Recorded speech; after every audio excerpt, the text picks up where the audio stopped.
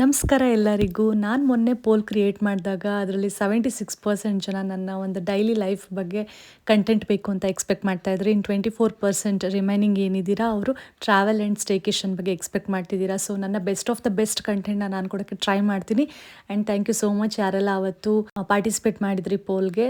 ಇದ್ರ ಮುಖಾಂತರ ನಾನು ಥ್ಯಾಂಕ್ಸ್ ಹೇಳ್ತಾ ಇದ್ದೀನಿ.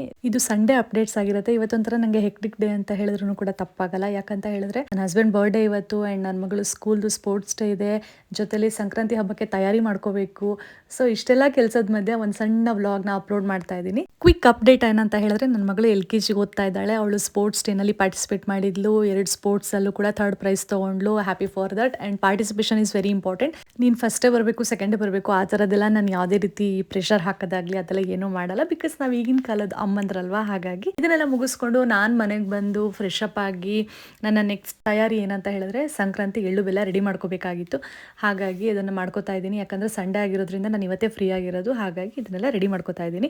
ಇದ್ರ ಜೊತೆ ಎಲ್ಲರೂ ಮನೇಲೂ ಮಾಡೋ ಥರನೇ ನಾನು ಕೂಡ ಎಳ್ಳು ಬೆಲ್ಲ ಮಾಡಿದ್ದೀನಿ. ಮತ್ತು ಅದ್ರ ಜೊತೆಲಿ ನನ್ನ ಮಗಳದು ಇದು 5th ಇಯರ್ ಏನು ನಾವು ಹಣ್ಣೆರಿತೀವಿ ಅಂತ ಹೇಳ್ತೀವಲ್ವ, ಅದಿರೋದ್ರಿಂದ ಈ ಸಲ ಸ್ವಲ್ಪ ಜಾಸ್ತಿನೇ ಕೆಲಸ ಇದೆ ನನಗೆ. ಹಾಗಾಗಿ ಮುಂಚೆನೇ ಎಲ್ಲ ಮಾಡಿಟ್ಕೋತಾ ಇದ್ದೀನಿ.